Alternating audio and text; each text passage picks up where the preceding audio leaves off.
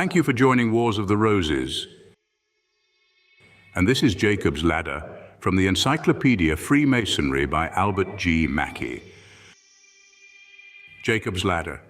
The introduction of Jacob's Ladder into the symbolism of speculative masonry is to be traced to the vision of Jacob, which is thus substantially recorded in the 28th chapter of the book of Genesis. When Jacob, by the command of his father Isaac, was journeying toward Padanaram, while sleeping one night with the bare earth for his couch and a stone for his pillow, he beheld the vision of a ladder, whose foot rested on the earth and whose top reached to heaven. Angels were continually ascending and descending upon it and promised him the blessing of a numerous and happy posterity. When Jacob awoke, he was filled with pious gratitude and consecrated the spot as the house of God. This ladder, so remarkable in the history of the Jewish people, finds its analogue in all the ancient initiations. Whether this is to be attributed simply to a coincidence, a theory which but few scholars would be willing to accept, or to the fact that these analogues were all derived from a common fountain of symbolism, or whether, as suggested by Oliver, the origin of the symbol was lost among the practices of the pagan rites. While the symbol itself was retained, it is perhaps impossible authoritatively to determine.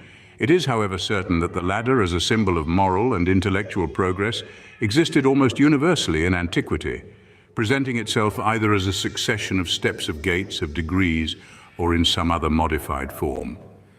The number of the steps varied, although the favorite one appears to have been 7 in reference apparently to the mystical character almost everywhere given to that number. Thus, in the Persian mysteries of Mithras, there was a ladder of 7 rounds, the passage through them being symbolical of the soul's approach to perfection. These rounds were called gates, and in allusion to them, the candidate was made to pass through 7 dark and winding caverns, which process was called the ascent of the ladder of perfection. Each of these caverns was the representative of a world or state of existence through which the soul was supposed to pass in its progress from the first world to the last, or the world of truth. Each round of the ladder was said to be of metal of increasing purity, and was dignified also with the name of its protecting planet. Some idea of the construction of this symbolic ladder may be obtained from the following table. In the Mysteries of Brahma, we find the same reference to the ladder of 7 steps. The names of these were not different, and there was the same allusion to the symbol of the universe. The 7 steps were emblematical of the 7 worlds which constituted the Indian universe. The lowest was the earth, the second the world of pre-existence, the third heaven, the fourth the middle world or intermediate region between the lower and upper worlds, the fifth the world of births in which souls are again born, the sixth the mansion of the blessed, and the 7th, or topmost round, the sphere of truth and the abode of Brahma. Dr. Oliver thinks that in the Scandinavian mysteries, the tree Yggdrasil was the representative of the mystical ladder. But although the ascent of the tree, like the ascent of the ladder, was a change from a lower to a higher sphere from time to eternity, and from death to life, yet the unimaginative genius of the North seems to have shorn the symbolism of many of its more salient features.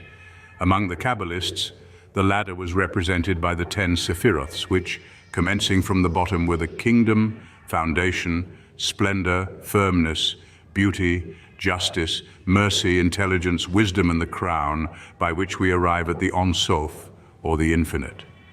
In the higher masonry, we find the ladder of Kadosh, which consists of 7 steps, thus commencing from the bottom: justice, equity, kindness, good faith, labor, patience, and intelligence.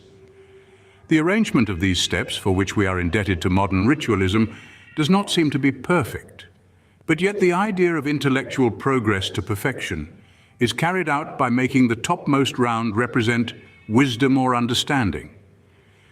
The Masonic ladder, which is presented in the symbolism of the first degree, ought really to consist of 7 steps, which thus ascend: temperance, fortitude, prudence, justice, faith, hope, and charity. But the earliest examples of it present it only with 3, referring to the 3 theological virtues, whence it is called the theological ladder.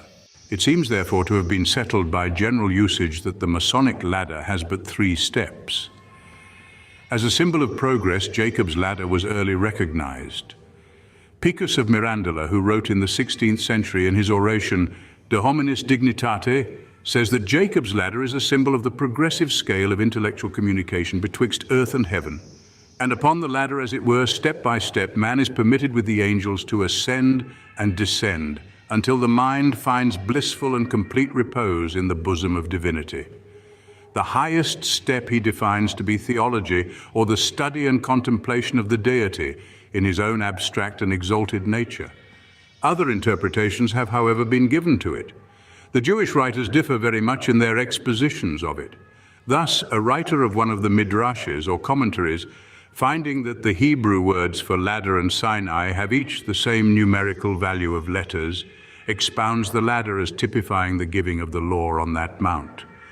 Aben Ezra thought that it was a symbol of the human mind and that the angels represented the sublime meditations of man. Maimonides supposed the ladder to symbolize nature in its operations, and citing the authority of a midrash which gives to it 4 steps, says that they represent the 4 elements. The 2 heavier, earth and water, descending by their specific gravity, and the 2 lighter, fire and air, ascending from the same cause. Abarbanel, assuming the Talmudic theory that Luz, where Jacob slept, was Mount Moriah, supposes that the ladder, resting on the spot which afterward became the Holy of Holies, was a prophetic symbol of the building of the temple. And lastly, Raphael interprets the ladder and the ascent and the descent of the angels as the prayers of man and the answering inspiration of God. Flood, the Hermetic philosopher, in his Philosophia Mosaica, 1638, calls the ladder the symbol of the triple world, moral, physical, and intellectual. And Nicolai says that the ladder with 3 steps was, among the Rosicrucian Freemasons in the 17th century, a symbol of the knowledge of nature. Finally, Krauss says in his Drei Ältesten Kunsturkunden, 2, 481, that a brother Keher of Edinburgh, whom he describes as a skillful and truthful Mason, had in 1802 assured the members of a lodge at Altenburg that originally only one Scottish degree existed, whose object was the restoration of James II. To the throne of England and that of that restoration, Jacob's ladder had been adopted by them as a symbol. Of this fact, he further said that an authentic narrative was contained in the archives of the Grand Lodge of Scotland. Notwithstanding Laurie's silence on the subject, Krauss is inclined to believe the story, nor is it in all its parts altogether without probability. It is more than likely that the Chevalier Ramsay, who was a warm adherent of the Stuarts, transferred the symbol of the mystical ladder from the Mithraic mysteries, with which he was very familiar, into his Scottish degrees, and that thus it became a part of the symbolism of the Kadosh system. In some of the political lodges instituted under the influence of the Stuarts to assist in the restoration of their house, the philosophical interpretation of the symbol may have been perverted to a political meaning, and to these lodges it is to be supposed that Keir alluded. But that the Grand Lodge of Scotland had made any official recognition of the fact is not to be believed. Laurie's silence seems to be conclusive. In the ancient craft degrees of the York Rite, Jacob's ladder was not an original symbol. It is said to have been introduced by Dunkerley when he reformed the lectures. This is confirmed by the fact that it is not mentioned in any of the early rituals of the last century, nor even by Hutchinson, who had an excellent opportunity of doing so in his lecture on the nature of the lodge, where he speaks of the covering of the lodge, but says nothing of the means of reaching it, which he would have done had he been acquainted with the ladder as a symbol. Its first appearance is in a tracing board on which the date of 1776 is inscribed, which very well agrees with the date of Dunkerley's improvements. In this tracing board, the ladder has but 3 rounds, a change from the old 7-stepped ladder of the mysteries, which, however, Preston corrected when he described it as having many rounds, but 3 principal ones.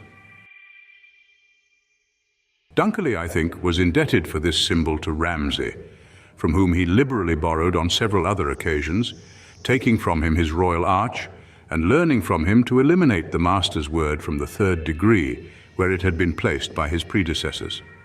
As to the modern Masonic symbolism of the ladder, it is, as I have already said, a symbol of progress such as it is in all the old initiations. Its 3 principal rounds, representing faith, hope, and charity, present us with the means of advancing from earth to heaven, from death to life, from the mortal to immortality. Hence its foot is placed on the ground floor of the lodge, which is typical of the world, and its top rests on the covering of the lodge, which is symbolic of heaven. In the Prestonian lecture, which was elaborated out of Dunkley's system, the ladder is said to rest on the Holy Bible and to reach to the heavens.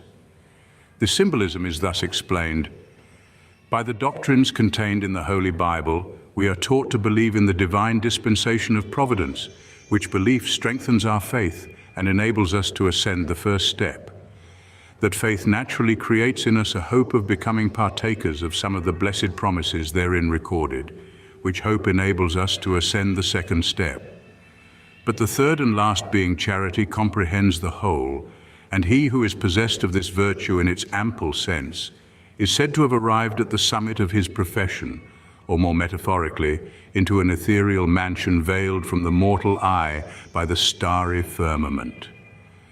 In the modern lectures, the language is materially changed, but the idea and the symbolism are retained unaltered.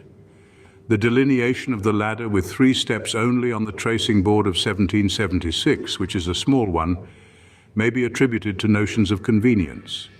But the fact that Dunkley derived his symbol from Ramsey, that Ramsey's ladder had 7 steps, being the same as the Kadosh symbol, that in all the old initiations, the number 7 was preserved, and lastly, that Preston describes it as having many rounds or staves, which point out as many moral virtues, but 3 principal ones, namely faith, hope, and charity, irresistibly lead us to the conclusion that the Masonic ladder should properly have 7 steps, which represent the 4 cardinal and the 3 theological virtues.